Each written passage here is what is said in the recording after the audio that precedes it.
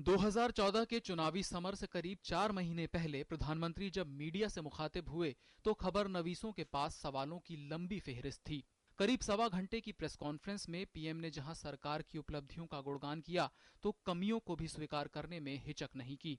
नरेंद्र मोदी के सवाल पर बेहद सख्त जवाब दिया तो राहुल और सोनिया की जी भरकर तारीफ भी की। लेकिन अगर कोई सबसे बड़ी बात थी तो वो थी उनके रिटायरमेंट की। I am not going to be a candidate for the Prime Ministership if the UPA were to come back into power. In a few months' time, after the general election, I will hand the baton over to a new Prime Minister. Manmohan खुद तीसरी पारी से इनकार कर रहे हैं। हालांकि उन्होंने ये उम्मीद जरूर जताई कि अगली सरकार भी यूपीए की ही होगी। अगला पीएम उम्मीदवार कौन होगा इसका फैसला उन्होंने सोनिया गांधी पर ही छोड़ दिया, लेकिन ये जरूर साफ किया कि राहुल में पीएम बनने के सारे गुण हैं। Rahul Gandhi has outstanding credentials to be nominated as the presidential candidate, and I hope our party will take that decision at an appropriate time. सवाल सत्ता के दो केंद्र होने पर भी पूछे गए तो पीएम ने कहा कि इसका फायदा सरकार और देश दोनों को मिला है।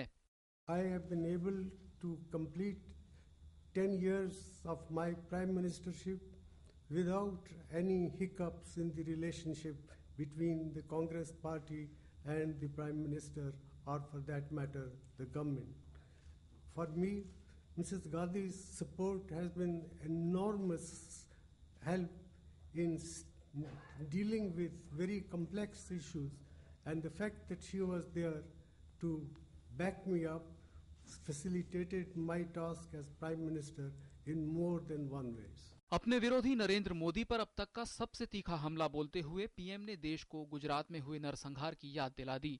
Without discussing the merits of Mr. Narendra Modi, I sincerely believe that it would be disastrous for the country to have Narendra Modi as the Prime Minister.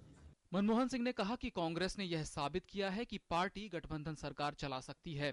उन्होंने स्वीकार किया कि 10 सालों के कार्यकाल में कुछ समझौते भले ही करने पड़े हैं, लेकिन वे सतही रहे हैं।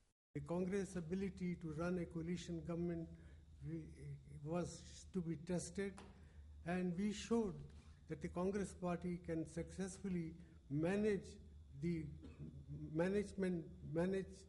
coalition to complete not one but 2 terms. Delhi में आम आदमी पार्टी की जीत पर प्रधानमंत्री ने कहा कि तमाम अहम मसलों पर अभी आपकी परीक्षा होना बाकी है। The people of India have reposed confidence in the AAP party in Delhi. I think we must respect the democratic process, and it is only time will tell whether this experience is capable of dealing with the challenges that our economy and our polity faces. It is too early. I think they are only less than a week. They must be given time and chance to justify themselves. PM ने तमाम सवालों के जवाब तो दिए, लेकिन फंसने वाले सवालों से किनारा कर लिया। वीरभद्र सिंह के मसले पर प्रधानमंत्री ने कहा कि उन्होंने अभी इस मामले को गौर से नहीं देखा है। सरकार पर तमाम आरोप लगे हैं, लेकिन पीएम ने एक बात तो डंके की चोट पर कही कि उन्होंने पूरी प्रतिबद्धता और ईमानदारी से देश की सेवा की है और कभी अपने दोस्तों या रिश्तेदारों को लाभ पहुंचाने के लिए अपने पद का इस्तेमाल नहीं किया। Bureau report, DD news.